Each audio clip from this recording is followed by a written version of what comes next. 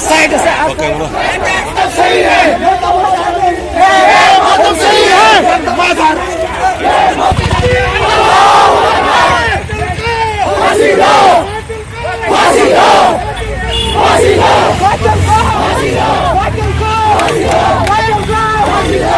पांजीगाम से ताल्लुक रखने वाले सैकड़ों अफराद ने आज पांजीगाम से लेकर बांडीपोरा मैन चौक तक एहतजाज करते हुए मुतालबा किया कि मुल्जिमों को फांसी की सजा दी जाए। वाजिया रही कि चंद रोज पहले पांजीगाम से ताल्लुक रखने वाली एक दोशीज़ा ससुराल में जिंदगी की जंग हार गई थी। अगरचे ससुराल वालों का कहना है कि इसने खुदकुशी करके अपनी जिंदगी का खात्मा किया था, ताहम मायके वालों का इल्ज़ाम है कि इसे कत्ल किया गया है और बाद में इसकी मौत को खुदकुशी करार दे जाने की कोशिश की जा रही है।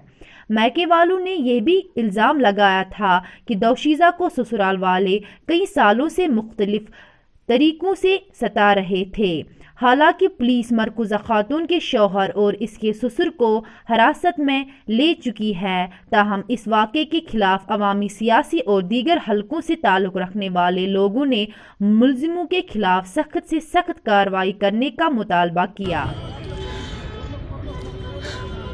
मैं कुछ कह नहीं, हमारे साथ जुल्म हुआ है, मैं क्या बोलूं। लावा इसको मर्डर कर दिया गया है, मेरे अच्छे से साथ मर्डर।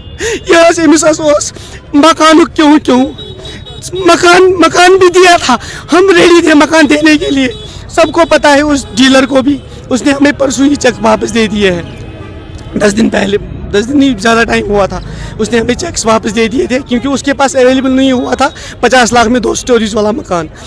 इसने पहले बोला था कि हमें राजबाग में दे दीजिए, लेकिन कोई आया था डेयरी के पास, उसने बोला था कि राजबाग में आपको बहुत महंगा मकान मिलेगा, 50 लाख में आपको वहाँ पे मकान नहीं मिलेगा। हमारे पास जो ज़मीन था वो यहीं पे है, आप लोगों को भी सबका पता होगा। उसको सिर्फ 50 लाख आते थे, तो डेयरी को मैंने बोला था कि इसको बेच दो तो श्रीनगर में मकान ले लो। तो डेयरी ने बोला चलो हम पालपुरा में चेक करते हैं, वहीं पे मकान इसको इतने देर में मिलेगा। जब हमने वहाँ पे चेक किया तो वहाँ पे कोई भी मकान जो था 50 लाख में नहीं मिलता था, डबल स्टोरी वाला। तो फाइनली उसका जो रेट हुआ था वो 80 फिर 72 में फाइनली हो गया था।